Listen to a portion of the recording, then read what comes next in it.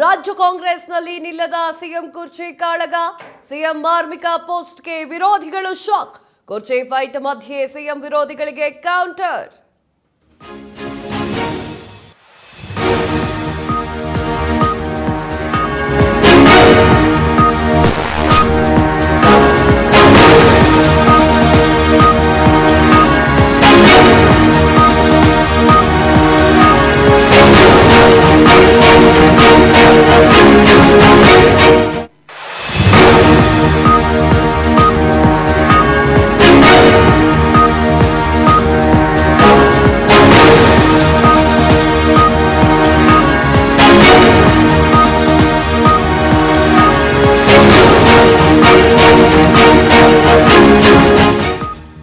ರಾಜ್ಯ ಕಾಂಗ್ರೆಸ್ನಲ್ಲಿ ನಿಲ್ಲದ ಸಿಎಂ ಕುರ್ಚಿ ಕಾಳಗ.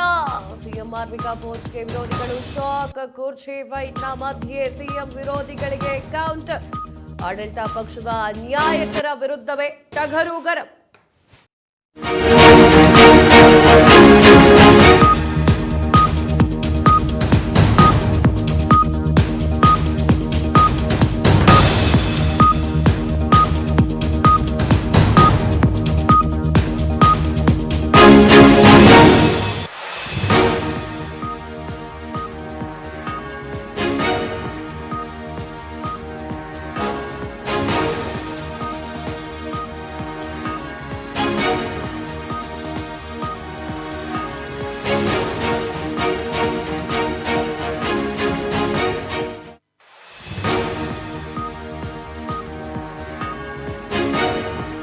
ಕಾಳಗ. ಸಿಎಂ ಮಾರ್ಮಿಕ ಪೋಸ್ಟ್ಗೆ ವಿರೋಧಿ ಶಾಕ್. ಕುರ್ಚಿ ಫೈಟ್ ಮಧ್ಯೆ ಸಿಎಂ ವಿರೋಧಿಗಳಿಗೆ ಕೌಂಟರ್.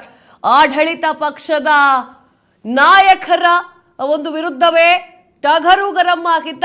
ನಾಯಕತ್ವ ಬದಲಾವಣೆಯ ನಡುವೆ ಮಾರ್ಮಿಕವಾಗಿ ಪೋಸ್ಟ್ ಮಾಡಲಾಗಿದೆ. ಸುದೀರ್ಘ ಲೇಖನವನ್ನ ಬರೆದು ಪೋಸ್ಟ್ ಮಾಡಿದಂತಹ ಟಗರು ನೇರವಾಗಿ ಡಿಸಿಎಂ ಡಿಕೆ ಶಿವಕುಮಾರ್ ಅವರಿಗೆ ಟಾಂಗ್ ಕೊಟ್ರ ಟಗರು ಅಂತ ಎಸ್ ಏನ್ ನಡೀತಿದೆ ರಾಜ್ಯ ರಾಜಕಾರಣದಲ್ಲಿ ದಿನಕ್ಕೊಂದು ಬೆಳವಣಿಗೆಗಳು ನಡೀತಾ ಇದೆ. ಕುರ್ಚಿ ಫೈಟ್ನ ಮಧ್ಯದಲ್ಲಿಯೇ ಸಿಎಂ ಕೌಂಟರ್ ಅನ್ನ ಕೊಟ್ಟಿದ್ದ. ಒಂದು ರೀತಿಯಾಗಿ ಒಂದು ಟ್ವೀಟ್ ಅನ್ನ ಹೇಳುವ ಮೂಲಕ, ಟ್ವೀಟ್ ಅನ್ನ ಬರ್ಕೊಳ್ಳುವ ಮೂಲಕ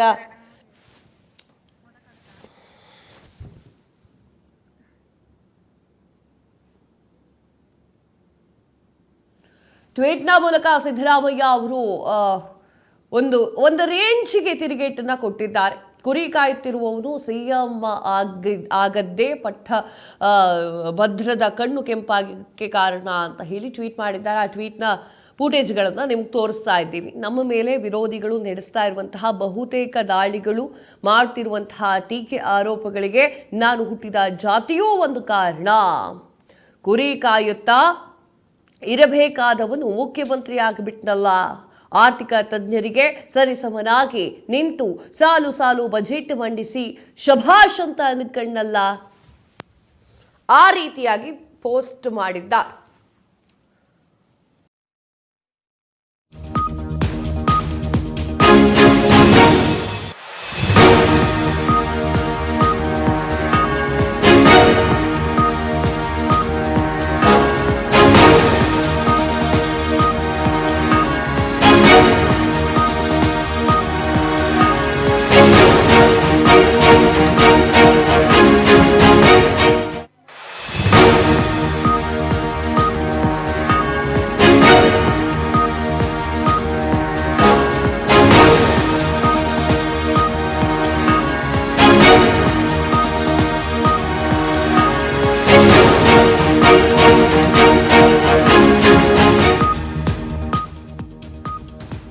ಸಿಎಂ ಮಾರ್ಮಿಕವಾಗಿ ಪೋಸ್ಟ್ ಅನ್ನ ಮಾಡಿದ್ದಾರೆ. ಸಿಎಂ ಸಿದ್ದರಾಮಯ್ಯ ಮಾಡಿರುವಂತಹ ಪೋಸ್ಟ್ ಓದಬೇಕಾಗಿತ್ತು, ಓದ್ಲಿಕ್ಕೆ ಆಗ್ತಾ ಇಲ್ಲ, ನೀವೇ ಓದ್ಕೊಳ್ಳಿ. ಕುರ್ಚಿ ಫೈಟ್ನ ಮಧ್ಯೆ ವಿರೋಧಿಗಳಿಗೆ ಸಿಎಂ ಸಿದ್ದರಾಮಯ್ಯ ಅವರು ಈ ಕ್ಷಣದಲ್ಲಿ ಟಾಂಗ್ ಕೊಟ್ಟಿರುವಂತದ್ದು ಸಾಕಷ್ಟು ಕುತೂಹಲಕ್ಕೆ ಕಾರಣವಾಗ್ತಾ ಇದೆ. ಮೊದಲನೇದಾಗಿ ಹೇಳಬೇಕು ಅಂತಂದ್ರೆ ಒಂದು ವರ್ಡ್ ಬಳಸಿದ್ದಾರೆ ಅವರು. ಕುರಿ ಕಾಯ್ತಾ ಇದ್ದವ್ರು ಕುರಿ ಕಾಯ್ಕೊಂಡೇ ಇರಬೇಕು ಅಂತ ಹೇಳಿ ಸಾಕಷ್ಟು ಜನ ಅಂದುಕೊಂಡಿದ್ರು. ಆದ್ರೆ ಕುರಿ ಕಾಯೋನು ಬಜೆಟ್ ಸಾಲು ಸಾಲು ಬಜೆಟ್ ಮಂಡನೆ ಮಾಡಿದ್ನಲ್ಲ, ಸಾಕಷ್ಟು ಜನರಿಗೆ ಶಭಾಷ್ ಅಂತ ಹೇಳಿಸ್ಕೊಂಡ್ರಲ್ಲ, ಆ ಒಂದು ಕಾರಣಕ್ಕೆ ಯಾರಿಗೂ ತಡಿಕೊಳ್ಳಕ್ ಆಗ್ತಾ ಇಲ್ಲ ಅನ್ನುವಂತಹ ಮಾತುಗಳನ್ನ ಅದನ್ನ ಬರ್ಕೊಂಡಿದ್ದಾರೆ.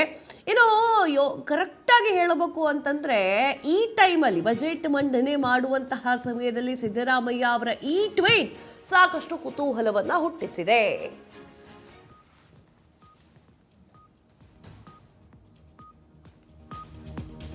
ಸಿಎಂ ಸಿದ್ದು ಪೋಸ್ಟ್ ವಿರೋಧಿಗಳು ಫುಲ್ ಶಾಕ್. ರಣರಂಗದಿಂದ ಓಡಿ ಹೋಗುವ ಹೇಡಿ ನಾನಲ್ಲ, ಕುರಿ ಕಾಯುವವನು ಸಿಎಂ ಆಗಿದ್ದಕ್ಕೆ ಕಣ್ಣು ಕೆಂಪಾಗಿಬಿಟ್ಟಿದೆ.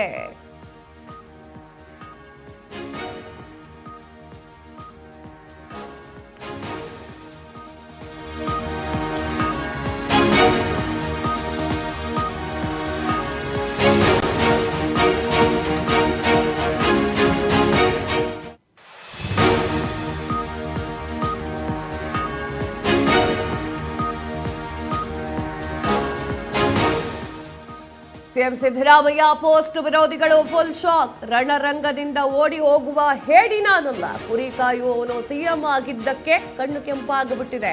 ಸಾಲು ಸಾಲು ಟ್ವೀಟ್ ಮಾಡಿದಂತಹ ಸಿಎಂ ಸಿದ್ದರಾಮಯ್ಯ ನನ್ನ ಮೇಲೆ ವಿರೋಧಿಗಳಿಂದ ದಾಳಿ ಆಗ್ತಾ ಇದೆ, ಟೀಕೆ ಆಗ್ತಾ ಇದೆ ಅಂತ ಹೇಳಿ ಆರೋಪವನ್ನು ಮಾಡಿದ್ದ.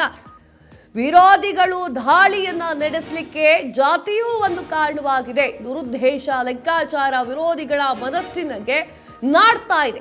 ಎಕ್ಸ್ನ ಮೂಲಕ ಪೋಸ್ಟ್ ಮಾಡಿ ನೇರವಾಗಿ ಡಿ ಕೆ ಶಿವಕುಮಾರ್ ಅವರು ಟಾಂಗ್ ಕೊಟ್ರ ಅಂತ. ಈಗ ಬೇರೆ ಆಪ್ಷನ್ ಇಲ್ಲ ನಮಗೆ, ಹಂಗೆ ಯೋಚನೆ ಮಾಡ್ಬೇಕಾಗತ್ತೆ ನಾವು. ಡಿ ಕೆ ಶಿವಕುಮಾರ್ ಅವರಿಗೆ ನಾನು ಟಾಂಗ್ ಕೊಟ್ರ ಸಿದ್ದರಾಮಯ್ಯ ಅವರು ಅಂತ ಹೇಳಿ.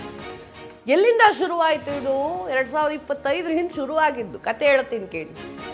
ನವೆಂಬರ್ ಕ್ರಾಂತಿ, ಡಿಸೆಂಬರ್ ಕ್ರಾಂತಿ, ಜನವರಿ ಕ್ರಾಂತಿ, ಜನವರಿ ಸಂಕ್ರಾಂತಿ ಕ್ರಾಂತಿ, ಫೆಬ್ರವರಿ ಶಿವರಾತ್ರಿ ಕ್ರಾಂತಿ ಅಂತ ಹೇಳಿ ಗದ್ದಲ ಶುರು ಮಾಡಿದ್ಯಾರು? ಕಾಂಗ್ರೆಸ್ನಲ್ಲಿರುವಂತಹ ಸಾಕಷ್ಟು ನಾಯಕರುಗಳ ಗದ್ದಲದಿಂದ ತಾರಕಕ್ಕೇರಿದೆ ಈಗ ಕುರ್ಚಿ ಕದನ. ಈ ಕುರ್ಚಿ ಕದನದಲ್ಲಿ ಡಿ ಕೆ ಶಿವಕುಮಾರ್ ಅವರು ಬೆಳಗಾದ್ರೆ ದೆಹಲಿಗೆ ಹೋಗ್ತಾರೆ, ಸಿದ್ದರಾಮಯ್ಯ ಅವರು ಕೂಡ ಬೆಳಗಾದ್ರೆ ದೆಹಲಿ ಕಡೆಗೆ ಪಯ್ಯಾಡವನ್ನು ಬೆಳೆಸ್ತಾರೆ. ಅಲ್ಲಿ ಹೈಕಮಾಂಡ್ ನಿಂತ್ಕೊಂಡು ನಾವು ಏನಂತ ಮಾತಾಡಿದ್ವಿ, ಹಿಂಗೆ ಹೋಗ್ಲಿ ಅಂತ ಮಾತಾಡಿದ್ವೋ, ಅಥವಾ ಕುರ್ಚಿ ಡಿವೈಡ್ ಆಗಬೇಕು ಅಂತ ಹೇಳಿ ನಾವು ಮಾತಾಡಿದ್ವೋ, ಇವರು ತೆಗೆದು ಅವ್ರು ಕೂತ್ಕೊಳ್ಳಿ ಅಂತ ಹೇಳಿ ಮಾತಾಡಿದ್ವೋ, ಏನು ಮಾತಾಡಿದ್ವಿ ಅನ್ನುವಂತಹ ಕ್ಲಾರಿಫಿಕೇಶನ್ ಯಾರೂ ಕೊಡ್ತಾ ಇಲ್ಲ. ಕಾಂಗ್ರೆಸ್ನ ನಾಯಕರುಗಳಿಗೆ ಬೇಕಾಬಿಟ್ಟಿಯಾಗಿ ಮಾಧ್ಯಮಗಳ ಮುಂದೆ ಹಾಗೂ ಸೋಷಿಯಲ್ ಮೀಡಿಯಾಗಳಲ್ಲಿ ಮನಸ್ಸೋ ಇಚ್ಛೆಯಾಗಿ ಏನು ಬರ್ಕೊಳ್ಬೇಡಿ, ಏನು ಹೇಳಬೇಡಿ ಅಂತ ಹೇಳಿ ಹೈಕಮಾಂಡ್ ಹೇಳ್ತಾ ಇದೆ. ಆದರೆ ಹೈಕಮಾಂಡ್ ಹೇಳಬೇಕಾಗಿರುವಂತಹ ನಿರ್ಣಯ, ತಿಳಿಸಬೇಕಾಗಿರುವಂತಹ ನಿರ್ಣಯ ಯಾವುದೂ ಕೂಡ ಮಾಡಲಿಲ್ಲ. ಇಲ್ಲಿ ಸಿದ್ದರಾಮಯ್ಯ ಅವರ ಪರವಾಗಿ ಸಿದ್ದರಾಮಯ್ಯ ಅವರ ಸುಪುತ್ರ ಯತೀಂದ್ರ ಸಿದ್ದರಾಮಯ್ಯ ಅವರು ಮಾತುಗಳ ಬಾಣಗಳನ್ನು ಡಿ ಕೆ ಶಿವಕುಮಾರ್ ಅತ್ತ ಬಿಟ್ಟಿದ್ದಾರೆ. ಡಿ ಕೆ ಶಿವಕುಮಾರ್ ಅವರ ಬಣದ ನಾಯಕರು ಡಿ ಕೆ ಶಿವಕುಮಾರ್ ಅವರು ತಿರುಗಿಸಿ ಬಾಣವನ್ನು ಬಿಟ್ಟಿದ್ದಾರೆ. ಇದರ ಮಧ್ಯದಲ್ಲಿ ಕಾಂಗ್ರೆಸ್ ಪಕ್ಷ ಸರಿಯಾಗಿ ಮೂಲಭೂತ ಸೌಕರ್ಯಗಳನ್ನು ಮಾಡಿಕೊಡೋದ್ರಲ್ಲಿ, ಜನರಿಗೆ ಏನ್ ಬೇಕೋ ಅದನ್ನು ಮಾಡಿಕೊಡೋದ್ರಲ್ಲಿ ವಿಫಲವಾಗ್ತಿದೆ ಅಂತ ಜನಸಾಮಾನ್ಯರು ಹೇಳುತ್ತಾ ಇದ್ದಾರೆ. ನಾವು ಯಾರ ಮುಖ ನೋಡ್ಕೊಂಡು ಓಟ್ ಹಾಕಿದೀವೋ ಅವ್ರ ಕೂರ್ಚಿನೇ ಇವಾಗ ಗಡಗಡ ಅಂತ ನಡುಗ್ತಾ ಇರ್ಬೇಕಾದ್ರೆ ನಾವೇನು ಮಾಡಬೇಕು ಅಂತ ಕೇಳ್ತಾ ಇದ್ದಾರೆ ಅಲ್ಲಿ ಜನಸಾಮಾನ್ಯರು. ಏನ್ ಹೇಳಬೇಕು, ಏನು ಮಾಡಬೇಕು ನಾವು ಅನ್ನುವಂತಹ ಮಾತನ್ನ ಕೇಳ್ತಾ ಇರುವಂತದ್ದು. ಇನ್ನು ಡಿ ಕೆ ಶಿವಕುಮಾರ್ ಅವರು ಕೂಡ ಇದಕ್ಕೇನು ಉತ್ತರ ಕೊಡ್ತಾರೆ ಅಂತ ಕಾದ್ ನೋಡ್ಬೇಕು.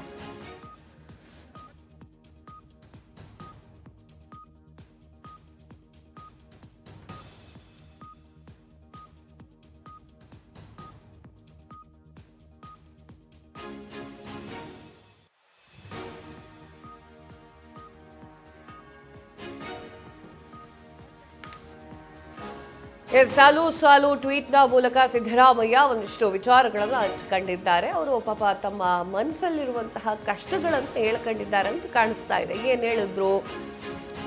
ಕುರಿ ಕಾಯ್ತಾ ಇದ್ದವನು ಸಿಎಂ ಆಗಿದ್ದೆ ದೊಡ್ಡ ಮಿಸ್ಟೇಕ್ ಆಯ್ತಾ ಅಂತ ಹೇಳಿ ಈಗ ಪ್ರಶ್ನೆಯನ್ನ ಮಾಡ್ತಾ ಇದ್ದಾರೆ ಟ್ವೀಟ್ನ ಮೂಲಕ. ಇದ್ರ ಬಗ್ಗೆ ಮಾತನಾಡಲಿಕ್ಕೆ ಜೋಯಲ್ ಪ್ರತಿನಿಧಿ ದೂರವಾಣಿ ಸಂಪರ್ಕದಲ್ಲಿದ್ದಾರೆ.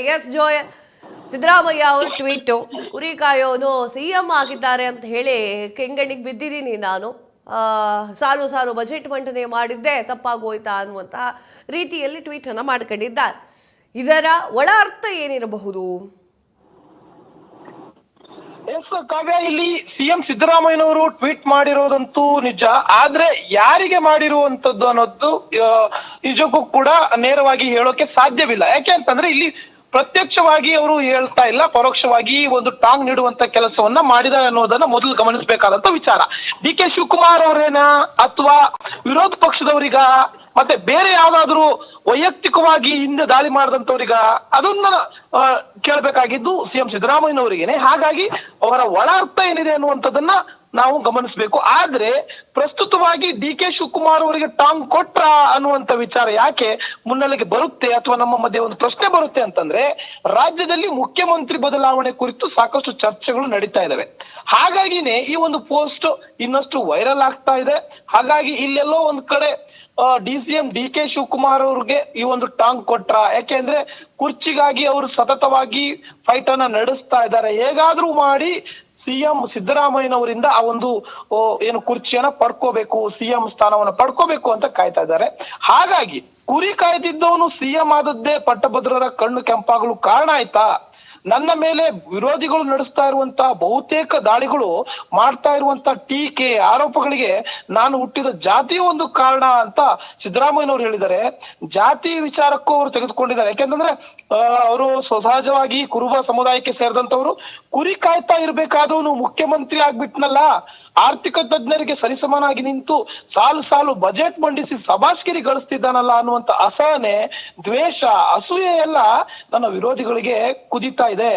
ಇವನೊಬ್ಬನನ್ನು ರಾಜಕೀಯವಾಗಿ ಮುಗಿಸ್ಬಿಟ್ರೆ ಅದರ ನಂತರ ನಮ್ಮೆಲ್ಲರ ಹಾದಿ ಸುಲಭವಾಗುತ್ತದೆ ಅನ್ನುವಂತ ರಾಜಕೀಯ ದುರುದ್ದೇಶದ ಲೆಕ್ಕಾಚಾರ ಅವ್ರ ಮನಸ್ಸಲ್ಲಿದೆ ಅಂತ ಹೇಳಿ ಯಾರ ಹೆಸರನ್ನು ಕೂಡ ಇಲ್ಲಿ ಸಿದ್ದರಾಮಯ್ಯನವರು ತೆಗೆದುಕೊಳ್ಳದೆ ಅವರ ವಿರುದ್ಧವಾಗಿ ಪರೋಕ್ಷವಾಗಿ ದಾಳಿಯನ್ನ ನಡೆಸಿದರೆ, ಸಾಲು ಸಾಲು ಟ್ವೀಟ್ ಅನ್ನ ಮಾಡಿ ನಿಜಕ್ಕೂ ಕೂಡ ವಿರೋಧಿಗಳ ಎದೆಯಲ್ಲಿ ಭಯ ಹುಟ್ಟುವಂತ ಅಥವಾ ವಿರೋಧಿಗಳಿಗೆ ಒಂದು ಕಡೆ ತಾಗ್ಬೇಕು, ಮಾತುಗಳು ನಾಟಬೇಕು, ಆ ರೀತಿಯಾಗಿ ಪೋಸ್ಟ್ ಅನ್ನ ಹಾಕಿರುವಂತದ್ದು. ಹಾಗೇನೆ ಸಾಮಾಜಿಕ ಬದಲಾವಣೆಗೆ ಕೈ ಹಾಕಿದವರೆಲ್ಲ ಎಲ್ಲರ ವಿರುದ್ಧ ಇದೇ ರೀತಿಯಾದಂತಹ ಷಡ್ಯಂತ್ರಗಳನ್ನು ನಡೆಸಿದ್ದಾರೆ.